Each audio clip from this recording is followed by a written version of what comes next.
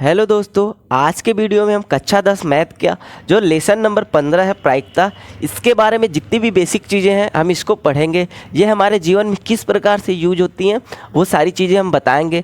आप आज तक इसके पहले इस तरह से आपने कभी भी प्रायिकता को नहीं देखा होगा इस नज़र से कि प्रायिकता एक्चुअली ये होता ये है। तो आज हम इसमें सबसे बेसिक चीज़ें बताएंगे और इसका डिफिनीसन, इसका शॉर्ट डिफिनीसन यानी इसको किस तरह से आप याद कर सकते हैं वो सारी चीज़ें बताएंगे। तो प्रायिकता एक्चुअली होता क्या है कि कोई घटना होने वाली है, उसकी हम संभावना कितनी % संभावना है कि वो घटना होगी या वो घटना नहीं होगी। अगर हम जान लेते हैं, अगर कोई लड़का बहुत मन से पढ़ाई कर रहा है, ठीक, बहुत ही वो दिन रात वो पढ़ाई में लगा हुआ है, तो आने वाले बोर्ड एग्जाम में हम कह सकते हैं उसको देख करके कि 80% से ऊपर चांस है ये पास हो जाएगा, क्योंकि वो तो लगा हुआ है पढ़ाई में, वो पढ़ रहा है। अगर कोई ऐसा लड़का है जिसको हम देख रहे हैं दिन भर वो घूम रहा है, पढ़ाई एकदम नहीं कर रहा है, 1-2 घंटा पढ़ लेता है या तो जब एग्ज़ाम आ रहा है तब पढ़ रहा है, तो उसकी हम कितनी संभावना कह सकते हैं? हम कहेंगे इसकी तो लगभग 40% ही है कि ये पास होगा, और 60% संभावना क्या है कि ये पास नहीं होगा। और जो लड़का तेज़ है, पढ़ रहा है, उसका हम क्या कहेंगे? 80% संभावना है ये 100% पास होगा, मतलब ये पास होगा ही होगा। और इसकी 20% संभावना है कि पास नहीं होगा, हो सकता है ये ऐसा कुछ पढ़ा हो जो इसके एग्ज़ाम में ना आए। तो इसी तरह की, जैसे अभी आप रोड पे जा रहे हैं और कोई सामने से बहुत तेज़ी से आपके सामने से एक गाड़ी लेके जा रहा है, तो आप क्या कह सकते हैं? कह सकते हैं मतलब 80% संभावना है कि आगे कहीं इसका एक्सीडेंट ज़रूर होगा, और 20% संभावना क्या कि नहीं होगा। तो यही जो संभावनाएं व्यक्त की जाती हैं, एक्चुअली यही प्रायिकता होती है। हमने बहुत पहले इस सब चीज़ों में देख लिया है। जैसे अगर कोई तैरने जिसको नहीं आ रहा है, अगर वो नदी में चला गया तो हम कह सकते हैं 90% चांस है ये डूब जाएगा, इसको आता ही नहीं है, ये डूब ही जाएगा, पक्का डूब जाएगा। 10% संभावना ये है कि हो सकता है हाथ पैर चलाए तो हो सकता है ये ऊपर आ जाए।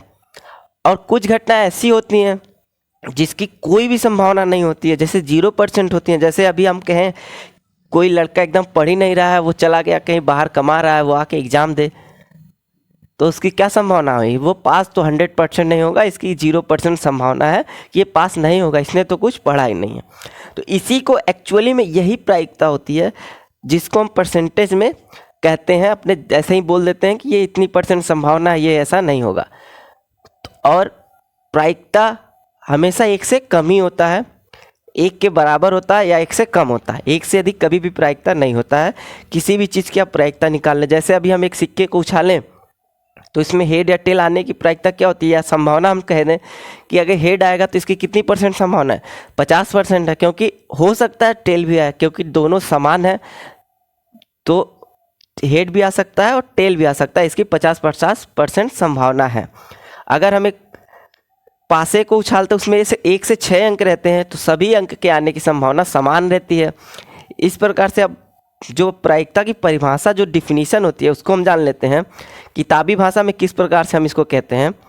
जब घटना की अनिश्चितताओं को अंकगणित के रूप में निरूपित किया जाता है, ठीक, जब घटना की अनिश्चितताओं को अंकगणित के रूप में निरूपित किया जाता है तो उसे प्रायिकता कहते हैं, ठीक। अथवा क्या कह सकते हैं हम? किसी घटना के होने की संभावना को प्रायिकता कहा जाता है।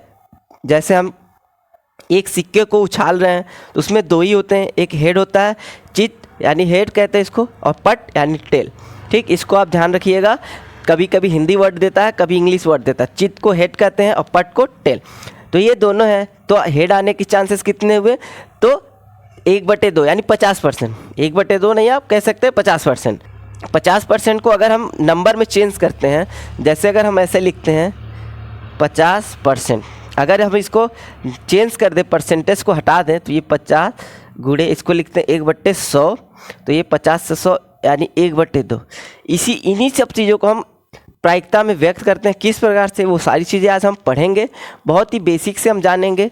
तो सबसे पहले जान लेते हैं, डिफिनीशन आपको पता चल गया, आप इस तरह से आ सकते हैं। किसी घटना के होने की संभावना को प्रायिकता कहा जाता है। तो एक सिक्के को उछाल में हेड और टेल, ये दोनों के आने की संभावना 50% होती है, तो इसका प्रायिकता 1/2 होता है, चाहे हेड आए या टेल आए, दोनों कोई पूछे तो 1/2 होगा। नेक्स्ट है, एक सामान्य पासे को फेंकने पर क्या 1 से 6 अंक आ सकते हैं? कोई नहीं बता सकता है कि कौन सा अंक आएगा, तो इसलिए ये भी हम क्या प्रायिकता द्वारा व्यक्त कर देते हैं, संभावना व्यक्त कर देते हैं।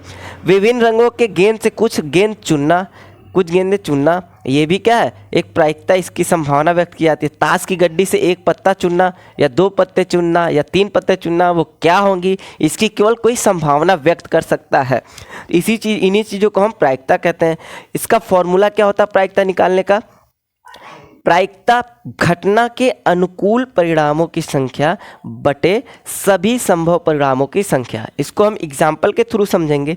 अगर हमें एक सिक्के को उछालते हैं तो उसमें पूछे हेड आने की प्रायिकता, तो हमें पता है, मान लीजिए कोई घटना, यहाँ से एक एग्जाम्पल के थ्रू हम देखेंगे कि किसी सिक्के को उछालने पर, ठीक, किसी सिक्के को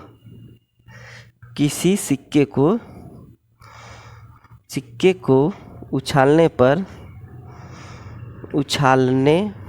पर ठीक, हेड यानी चित आने की प्रायिकता क्या होगी? चित आने की प्रायिकता। इससे शॉर्ट क्वेश्चन आपके एग्जाम में जरूर पूछेंगे, क्योंकि आपको पता है कि 1 से 20 तक क्वेश्चन जो आएंगे वो OMR शीट पे करने होंगे। तो ऐसे छोटे छोटे क्वेश्चन भी प्रायिकता से उठा सकता है। किसी सिक्के को उछालने पर हेड आने की प्रायिकता होगी, ठीक, ऐसे दे सकता है इसका, जैसे 0.5, 1, या इसको लिख सकता है 1/3 या 2, ऐसे ऑप्शन दे सकता है जिससे आपको ज्ञात करना हो। तो आपको सबसे पहले प्रायिकता हम जान लेते हैं होता क्या है। तो इसमें पहला लिखा हुआ था घटना के अनुकूल परिणामों की संख्या, सभी संभव परिणाम, यानी जब हम एक सिक्के को उछालते हैं तो उसके सभी संभव परिणाम होते क्या हैं? तो उसमें 2 ही हो सकते हैं, या तो हेड आएगा या तो टेल आएगा, ठीक, या तो हेड आ जाएगा या तो टेल आएगा, इसके अलावा कुछ भी नहीं आएगा सिक्के को जब हम उछालेंगे। और इसमें क्या पूछा? किसी सिक्के को उछालने पर हेड कितनी बार? एक बार में, यानी एक ही है हेड, तो ये एक, इसका जो होगा, जो हमारा ई घटना जो है जिसके हेड आने की, तो ये H है।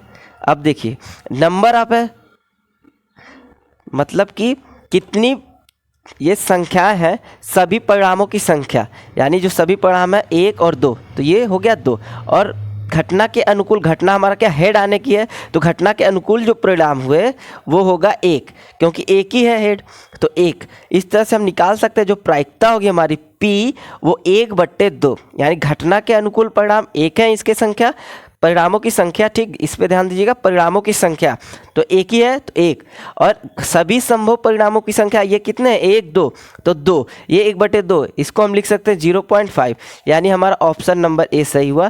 क्वेश्चन घुमा सकता है, यानी आपको दशमलव में दे सकता है, जिससे आपको कन्फ्यूजन हो जाए, तो आप कोई भी दिक्कत नहीं है, आप इस तरह से जान सकते हैं।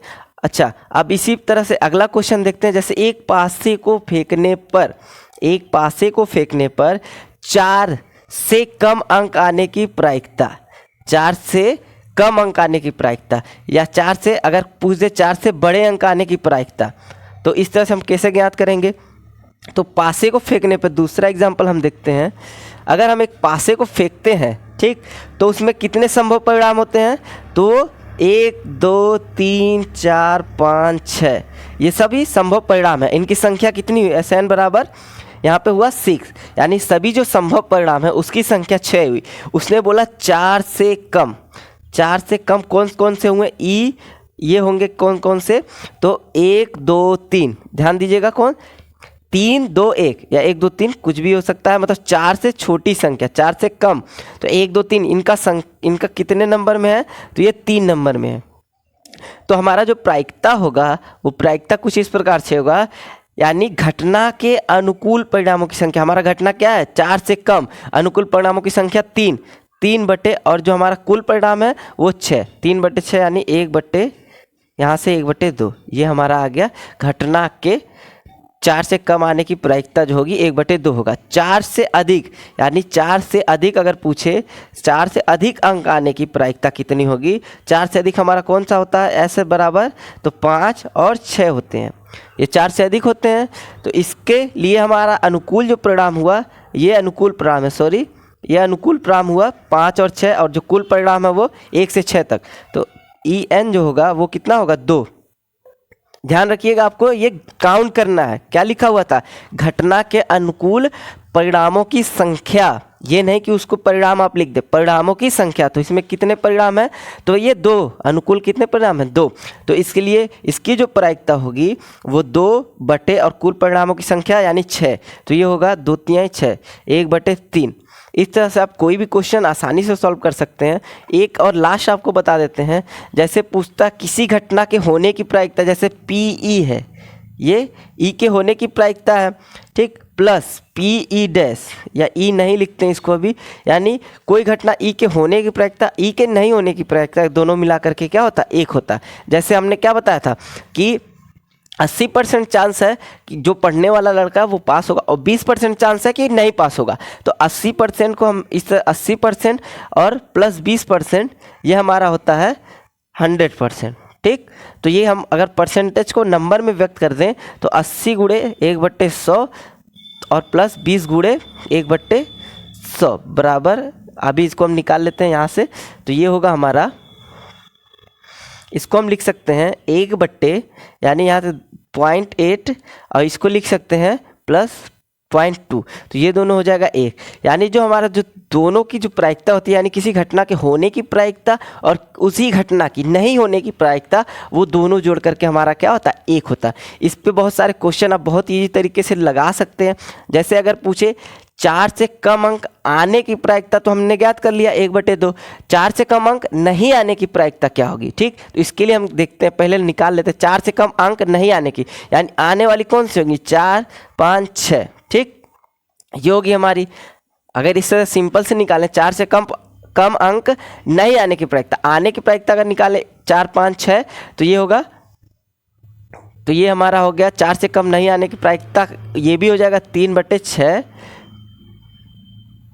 3/6। तो ये हमारा हो गया 3 दूना 6, 1/2। और इसी तरह से इस तरह से आप निकाल सकते हैं। आपने 4 से कम आने की प्रायिकता निकाल ली है 1/2, तो 1 - 1/2 करेंगे तो ये भी हमारा क्या आ जाएगा 1/2।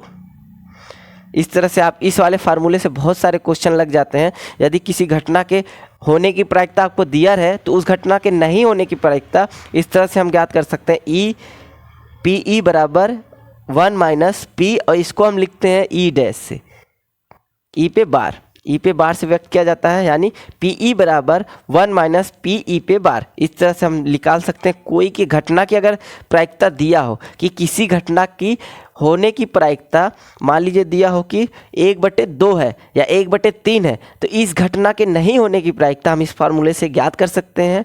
अगर आपको वीडियो अच्छी लगी हो तो वीडियो को लाइक करिए, दोस्तों में शेयर करिए, और ऐसे और वीडियो के लिए हमारे चैनल को सब्सक्राइब करिए। हम आपके लिए ऐसे और भी वीडियो लाते रहेंगे। Thanks for watching.